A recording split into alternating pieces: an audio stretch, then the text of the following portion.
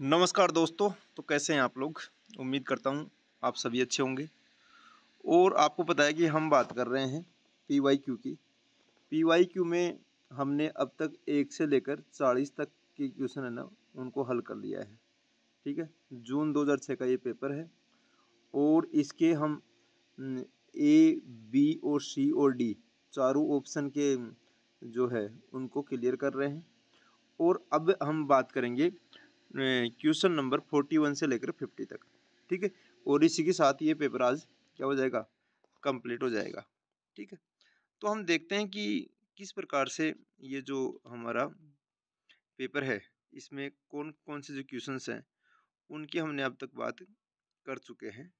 तो 40 नंबर के क्वेश्चन तक तो हमने बात कर ली है और अब आज हम बात करेंगे 41 नंबर क्वेश्चन से। देखो 41 नंबर का क्वेश्चन देखो, ये क्या है, रिपब्लिक के बारे में क्वेश्चन है।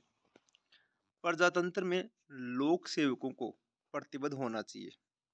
ये जो रिपब्लिक है इसमें ये जो ब्यूरोक्रेसी है, ब्यूरोक्रेसी में प्रतिबद्धता की बात की गई है। तो पहला ऑप्शन है लोक नीति के कार्य नियमन के प्रति, संविधान के लक्ष्य के प्रति, और अगला जो ऑप्शन है वो है सामान्य हित के प्रति और शासक दल की विचारधारा के प्रति। तो इसमें जो इसका जो आंसर है, इसमें जो लोक नीति के कार्य नियमन के प्रति, ये नहीं होगा क्योंकि कार्य नियमन है ना, ये कार्य हमारी क्या इसका है, व्यवस्था का कार्य है, जबकि इसको लागू करने का काम किसका होता है, लागू करने का काम होता है नौकरशाही का।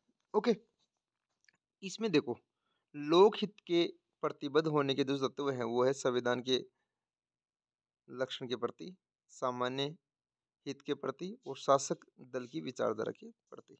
ठीक है, आगे अगला की जो क्वेश्चन है वो अगला क्वेश्चन है मैक्स वेबर के बारे में। मैक्स वेबर ने क्या है, त्रिसूत्रीय वर्गीकरण के रूप में समाविष्ट किया है कि मैक्स वेबर ने कहा कि सत्ता के 3 रूप होते हैं। कौन कौन से, इसमें ये एक कह रहा है 1 2 3 4, इनमें वंशानुगत सत्ता, पारंपरिक सत्ता, चमत्कारी सत्ता और शासक दल की विचारधारा। तो इनमें से कौन सी तीन, इनमें चारों में से तीन कौन से हैं। तो इसमें जो तीन है ना, इसमें देखो वंशानुगत नहीं है, बाकी तीनों हैं। समझ रहे हो, मतलब ये जो इसका जो आंसर है इसमें ये कहा गया है कि जो वंशानुगत सत्ता, पारंपरिक सत्ता और चमत्कारी सत्ता, ये तीनों का वर्गीकरण किसने किया है। तो ये तीनों का वर्गीकरण किया है आपके मैक्स वेबर ने। मैक्स वेबर ने वंशानुगत सत्ता के बारे में बात की है, परंपरागत सत्ता के बारे में बात की है और चमत्कारी सत्ता के बारे में बात की है, जबकि ये जो शासक दल की विचारधारा इसके प्रति बात नहीं की है। ठीक है, तो इसका आंसर ए आएगा, ना कि बी। ओके, तो इसका आंसर है ए। ओके, आगे बढ़ते हैं। अगला क्वेश्चन है शक्ति संतुलन के सिद्धांत का लक्षण होता है। तो इसमें आएगा यथापूर्ण स्थिति। ठीक है, शक्ति संतुलन की बात में यथापूर्ण स्थिति की बात की गई है। पहला है संतुलन। संतुलन आपको बताइए कि दो देशों के बीच में आपसी जो सहयोग है वो स्थापित होता है। युद्ध तो क्या है, युद्ध तो आपको पता है कि जब कोई ऑप्शन नहीं बचता तो युद्ध किया जाता है। ठीक है, असाम्य अवस्था वो है जिसमें क्या है कि जिसके माध्यम से जो असमानता है वो स्थापित हो जाए। ठीक है, और यथापूर्ण स्थिति आपने देख ही लिया, ये वास्तविकता के करीब माने जाने वाली अवस्था है। तो इस प्रकार से हमने 43 नंबर का क्वेश्चन देखा है। अगला क्वेश्चन है शांति प्रस्ताव की कार्यसूची संबंध रखती है। तो शांति प्रस्ताव की कार्यसूची जो संबंध रखती है ना, वो संयुक्त राष्ट्र संघ से रखती है। ठीक है, संयुक्त राष्ट्र संघ से शांति प्रस्ताव सूची है वो रखती है। अब आप देख लो क्या क्या है इसमें। राष्ट्र संघ की बात करें तो राष्ट्र संघ 1920 में स्थापित हुआ था और संयुक्त राष्ट्र संघ स्थापित हुआ था ये 1920 में 10 जनवरी है। ठीक है, 10 जनवरी 1920 को स्थापित हुआ था ये। राष्ट्र संघ हुआ है 24 अक्टूबर 1945 को। ठीक है, और वर्तमान में इसमें 193 सदस्य कंट्री हैं और जब ये स्थापित हुआ था तब इसमें 51 कंट्री थे। भारत संस्थापित देशों में से एक है। 30 अक्टूबर 1945 को भारत क्या हुआ था, इसमें शामिल हुआ था। राष्ट्रमंडल क्या है? ये औपनिवेशिक देशों का समूह है और ऐसे कहा जाता है कि राष्ट्रमंडल की कंट्री है ना, वही अधिकतर क्रिकेट खेलते हैं। ओके, अगला जो क्वेश्चन देखो, अगला क्वेश्चन हमारे सामने है, प्रकृति का वस्तुपरक कानून एक यथार्थवाद का सिद्धांत है जिसको अभिव्यक्त किया है।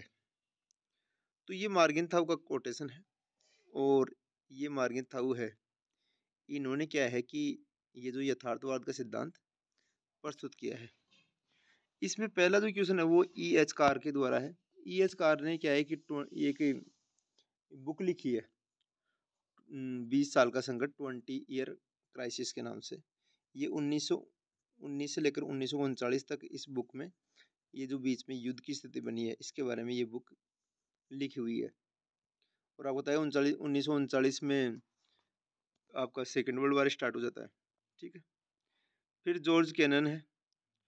तो आपको बताया जॉर्ज कैनन क्या है कि एक अमेरिकी राजनीतिक विशेषज्ञ है और ये 20वीं सदी के प्रमुख राजनीतिक घटनाओं की में इन्होंने महत्वपूर्ण भूमिका निभाई है।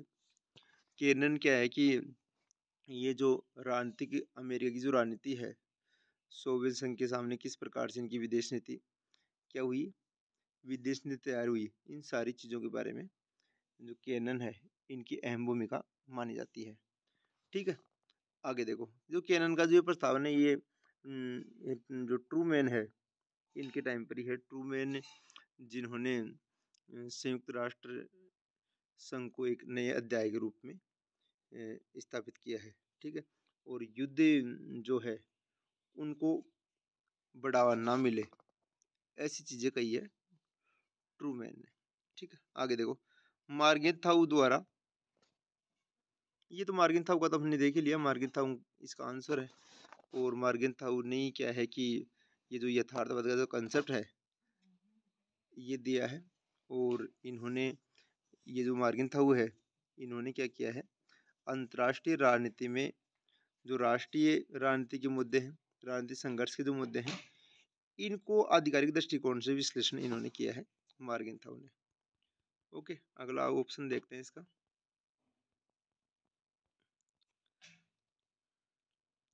अगला ऑप्शन है हेनरी किसिंजर। तो हेनरी किसिंजर जो है ये अमेरिकी विदेश नीति के विशेषज्ञ रहे हैं। राष्ट्रपति निक्सन के टाइम पर क्या थे, ये एक मंत्री के रूप में इन्होंने कार्य किया है।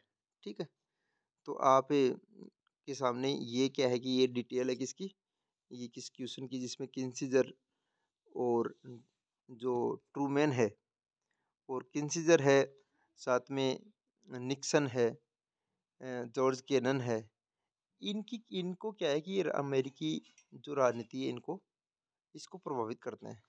ठीक है, अगला क्वेश्चन देखो 46, राजनीतिक व्यापारिक राज्य के सिद्धांत को अभिव्यक्त किया है। तो रोज क्रोसेंस ने किया है, रोज क्रोसेंस ने अभिव्यक्त किया है इसको। और दूसरा जो इसका ऑप्शन है वो है एडम स्मिथ।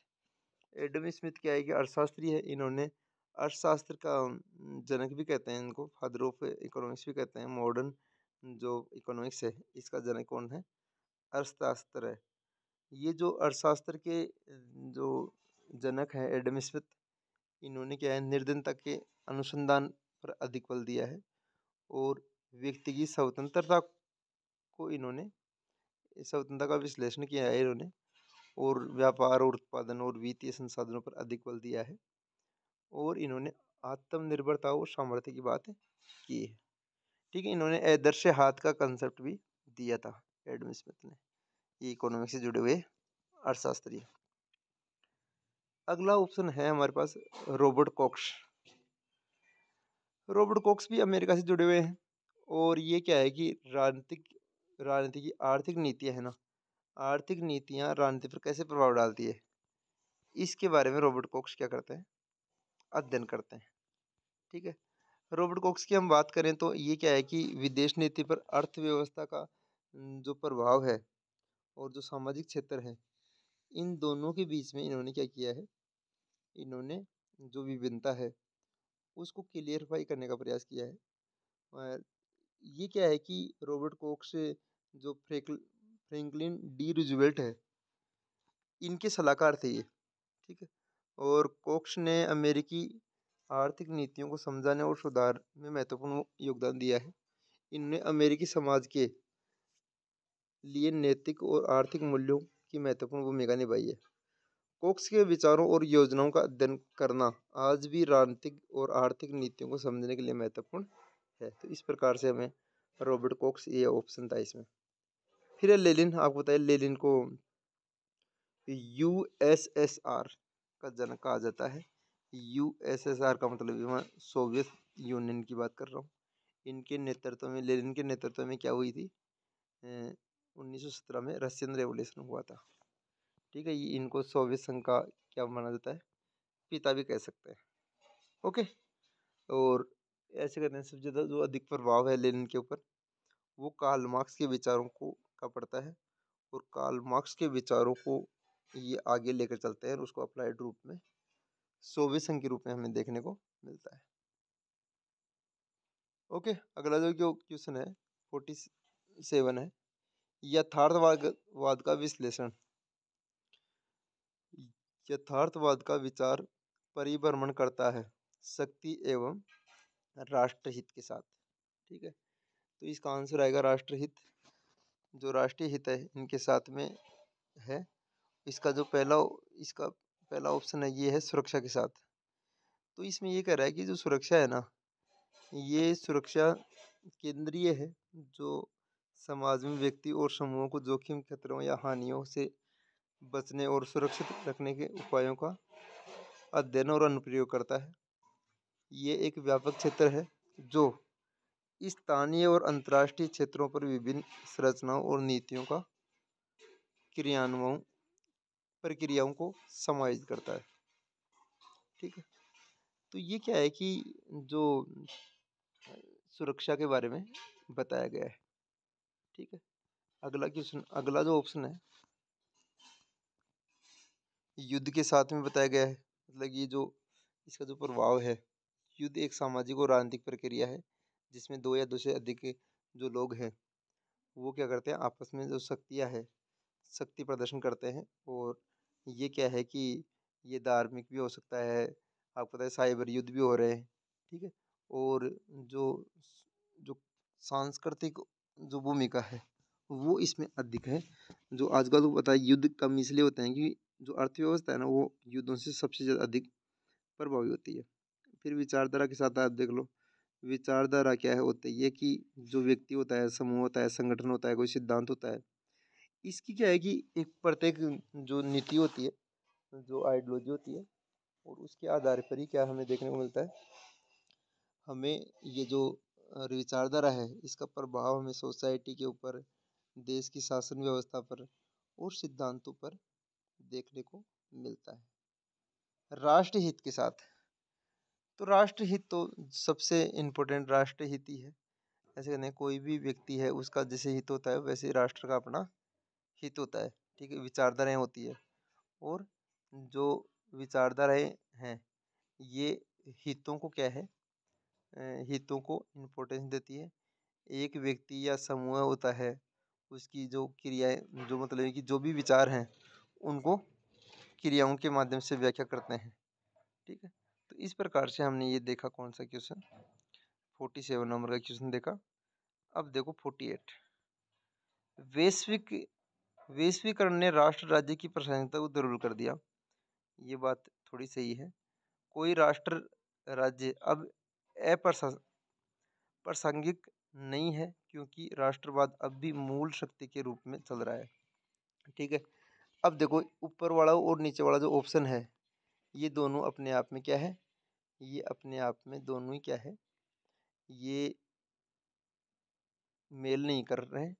इसका आंसर देखो आप, वैश्वीकरण ने राष्ट्र राज्य की प्रासंगिक को दुर्बल कर दिया क्योंकि कोई भी राष्ट्र राज्य अब प्रासंगिक नहीं है क्योंकि राष्ट्रवाद अब भी मूल शक्तियों के में चल रहा है, ठीक है। तो इस प्रकार से हमें इसका आंसर देखने को मिलता है, वो आंसर है इसका, एक मिनट,